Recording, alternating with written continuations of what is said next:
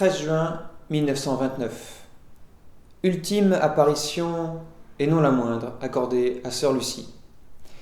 Après avoir envoyé son ange, l'ange du Portugal, après avoir envoyé sa mère, la reine du ciel, c'est Dieu lui-même, Dieu Trinité, qui se manifeste à sœur Lucie, et pour demander une chose bien particulière.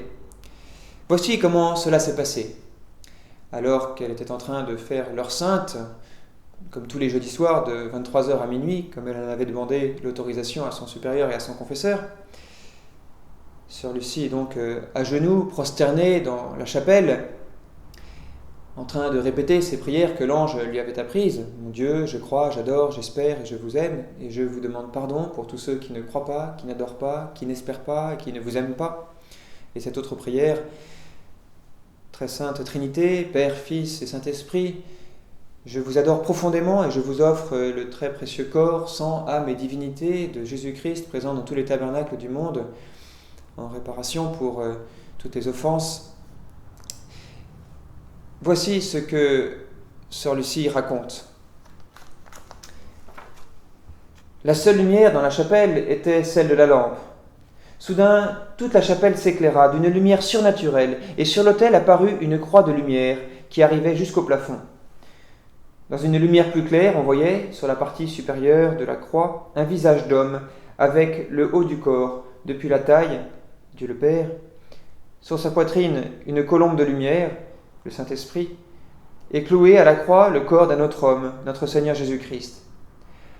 Un peu en dessous de sa taille, suspendu dans l'air, on voyait un calice et une grande hostie sur laquelle tombaient quelques gouttes de sang qui coulaient du visage du crucifié et d'une blessure de sa poitrine. Glissant le long de l'hostie, ces gouttes tombaient dans le calice. Sous le bras droit de la croix se trouvait Notre-Dame. C'était Notre-Dame de Fatima, avec son cœur immaculé, dans la main gauche, sans épée ni rose, mais avec une couronne d'épines et de flammes.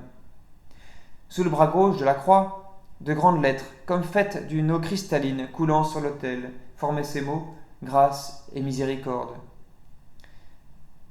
Et sœur Lucie de dire « J'ai compris que le mystère de la très sainte Trinité m'était montré, et j'ai reçu sur ce mystère des lumières qu'il ne m'est pas permis de révéler. » Voici ensuite donc la demande. La Sainte Vierge m'a dit « Le moment est venu. Dieu demande au Saint-Père de faire, en union avec tous les évêques du monde, la consécration de la Russie à mon cœur immaculé, promettant de la sauver par ce moyen. Elles sont si nombreuses, les âmes, que la justice de Dieu condamne pour les péchés commis contre moi, que je viens demander réparation. Sacrifie-toi dans cette intention et prie. » Notons donc cette grâce incroyable que cette théophanie, c'est-à-dire cette manifestation de la Sainte Trinité.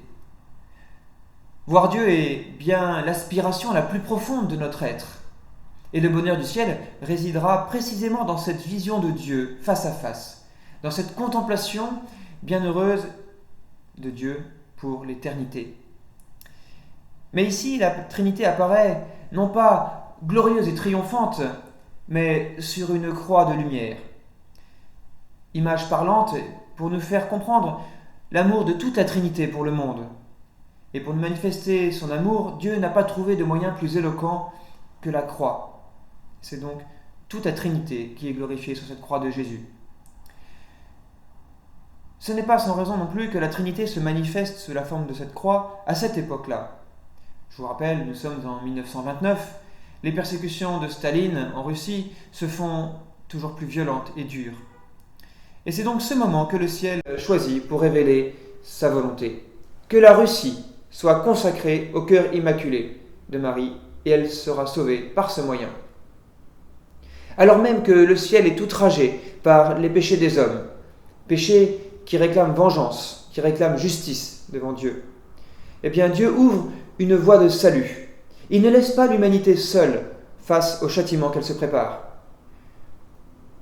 Et Dieu nous donne donc ce moyen, que la Russie, où le péché abonde et par qui le mal se répand dans l'univers, que la Russie soit consacrée au cœur immaculé de Marie. Une nouvelle fois, Dieu nous donne sa mère.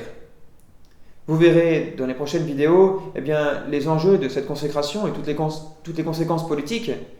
Mais retenons pour aujourd'hui cette grâce insigne de la théophanie qui est accordée à Sœur Lucie, et donc par extension à nous-mêmes. Et louons Dieu pour sa bonté clémente, qui nous offre sa mère comme avocate.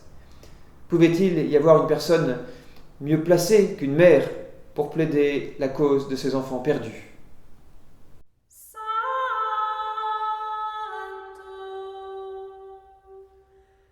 Immaculée